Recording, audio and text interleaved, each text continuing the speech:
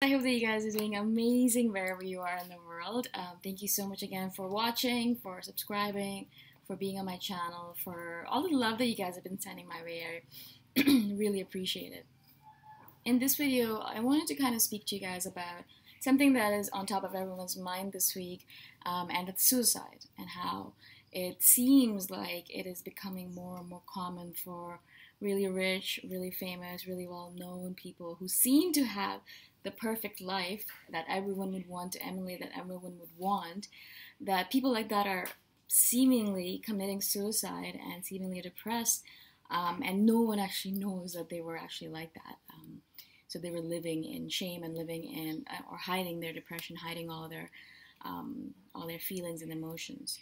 And it's so weird because it happens over and over again. It's happened over and over again, but everyone always ends up looking around them with like wonder or amazement or surprise when such a person, such a rich and famous and well-known person, commits suicide. Just in the past week or so, past 2 weeks, Anthony Bourdain and Kate Spade, two really extremely successful people, really well known, people with lives that all of us look at and we're like, oh my god, that would be an amazing life to have, to go around the world and eat amazing foods, or to go around the world and be a model and wear beautiful clothes. I mean, who wouldn't want that, right? But these kind of people, they gave up their beautiful, rich, famous lives that everyone wants, to go into the afterworld. They committed suicide. And again, as always, surprisingly, everyone is baffled. They're like, but why? And this obviously shows to me more and more every single day that people do not pay attention to history and do not learn from it. It's so obvious to me that we're going to keep on repeating history, we're going to keep on repeating our mistakes if we don't actually learn from it. And you guys know that this has happened time and time again. It's not like this is the first time someone rich and famous has committed suicide and has surprised us. Elvis Presley, one of the kings of rock, I mean, he was amazingly successful, had everything that he could possibly want, committed suicide as well. Michael Jackson apparently committed suicide, I'm not really sure about that one. Robin Williams, I mean, one of the best comedians in the world, one of the guys who can make anyone laugh, who was brilliant, he committed suicide. And I'm sure I could, if I tried to come up with hundreds of examples, not only in Hollywood or like in the Western world, but in the rest of the world, the rest of like Korea, or all the Bollywood actors and things like that, right? So they died early. They committed suicide. They meaninglessly died because there was meaning to them, but because of depression or because of other reasons, financial, blah blah blah, right? Actually, I was looking at stats recently, and I saw that Guyana, North Korea, and South Korea are the top 3 countries in the world that have the most suicides. I thought it was really interesting because actually North Korea makes sense to me because it seems like a very depressing place to live. But South Korea, I think there's a lot of pressure there to be someone, to make a lot of money, to be really beautiful, so I think that makes sense. But Guyana, I was actually surprised by. I was really surprised by that. I found that interesting.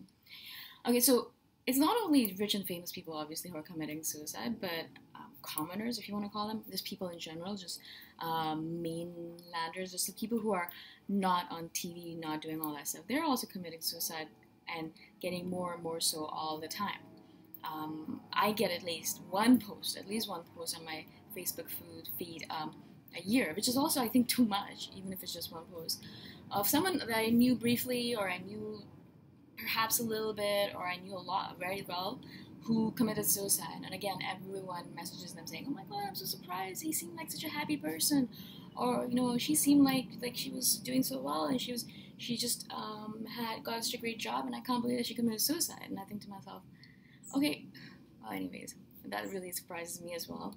But it's a reminder for me, at least for me specifically, that first of all, if you look at all the people who are rich and famous and who are committing suicide, we need to remember, and I think it's a lesson for us, specifically because Anthony Bourdain, I mean, he had the life. He was a travel writer, and and a chef, and he went around the world eating delicious foods with all these famous people. Kate Spade, same thing. Like, she had an amazing life if you look at it from the outside in, right? So we need to realize that fame and fortune from the outside in is not all that. It really is not all that. And if we really paid attention, we wouldn't be hankering after it, we wouldn't be running after it, we wouldn't be thinking of it, we wouldn't be jealous of these people, because no matter what we think in our heads and no matter how much we believe it to be true, it will not make us happy. It will not, because obviously it's proven to us that these people who had everything in our heads imaginatively, they're not happy and they committed suicide because of depression, you know. Things like connections, you know, making true connections, things like family or friends, creativity, freedom, doing things that you really want to do with your life, blah, blah, blah. Those are the things. Those are the tangible things that are the intangible things, if you look at it that way, that are more likely to kind of boost our self-esteem, to make us feel better about ourselves, to make us happier. You know, those are the things, really. And secondly, if you really think about it, if you see someone who you think is kind of struggling with depression, because it's not always the case that, you know, no one really knew. Most people can tell when someone's struggling with depression or suicidal thoughts. You know, they will say something to you like, "Oh, you know, I wish I could just end it all," or "I wish I didn't really have to do this anymore." Or, I'm sure they didn't just keep it all to themselves completely. You know, if that happens to you guys, it's really important. It's really, really important that we don't turn away from these kind of people.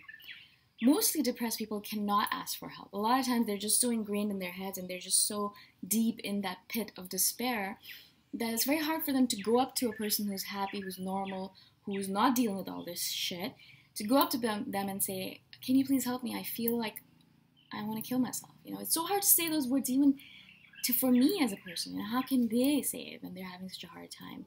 So it's our responsibility as their friends and family members and their colleagues to reach out to them so they can get the support that they need. I believe in my head, like, we're basically aiding and abetting their suicide if we don't reach out to them, if we see that they need our help. It's like we gave them the pills that they use to commit suicide by ignoring their silent pleas for help. It's like I know I understand a lot of times you might not be privy to it, but a lot of people around them might be, you know.